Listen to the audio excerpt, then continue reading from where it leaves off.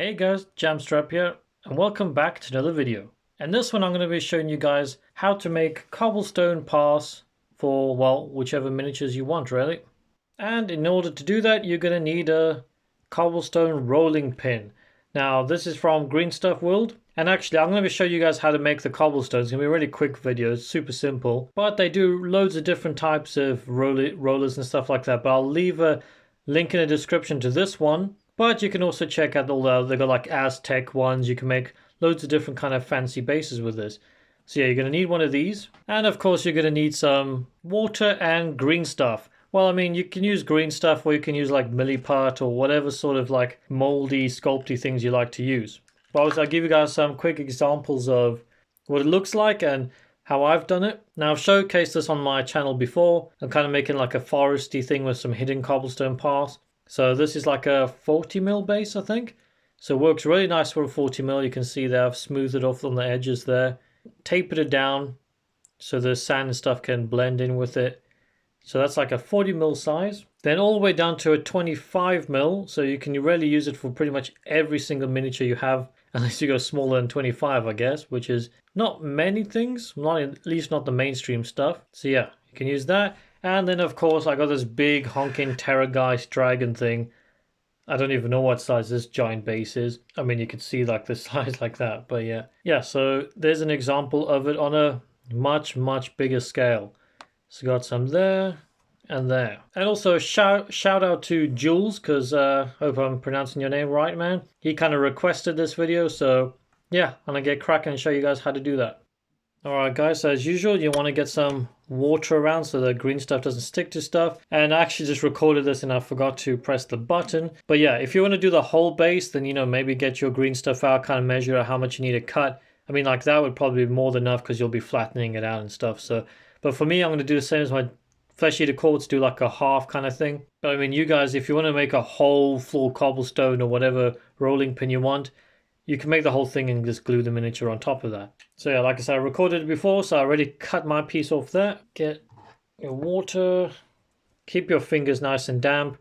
And like I've done this a million times in some of my videos, because I'm always green stuffing stuff, mainly wolf fur and all that kind of stuff. But yeah, just mix it up until it turns green, and then I'll get back to you guys. Alright, so I've got my green stuff all rolled out here. Now you don't want to really like roll it out on the table first, whatever. All you got to really do is flatten it out with your fingers, roughly the way you want it. Like I probably haven't made enough yet with it, because this is just a test model really. So get into the shape, so if you want it like on the edge there, so you kind of probably want it a bit more rounded. So yeah, I'm going to flatten this out a little bit more, shape it up a bit more circular.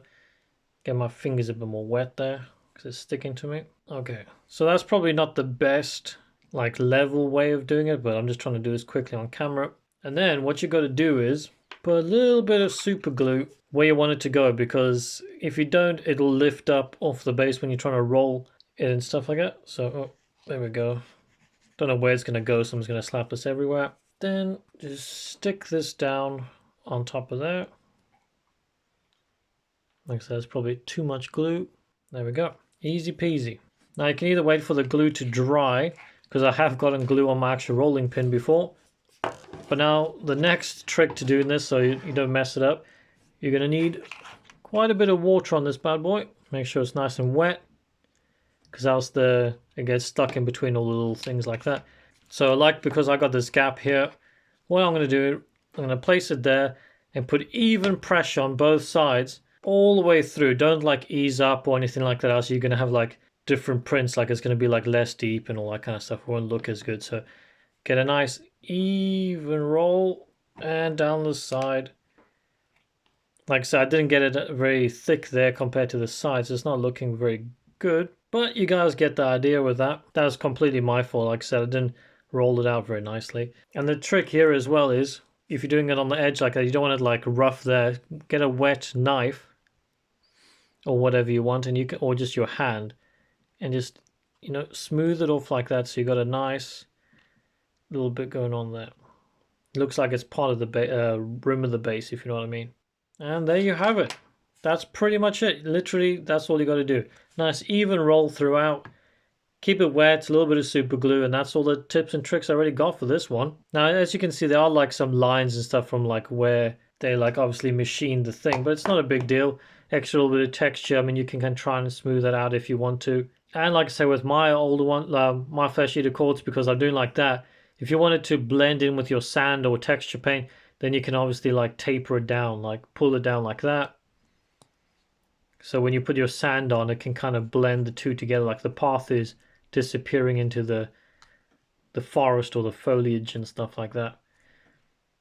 Yeah, like I said, probably not the best definition I've had. If you look at like that one, I did much better there. Got it nice and even, a lot more green stuff. Yeah, nice and easy.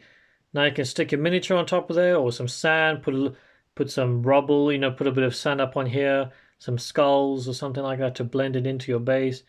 And Bob's your uncle.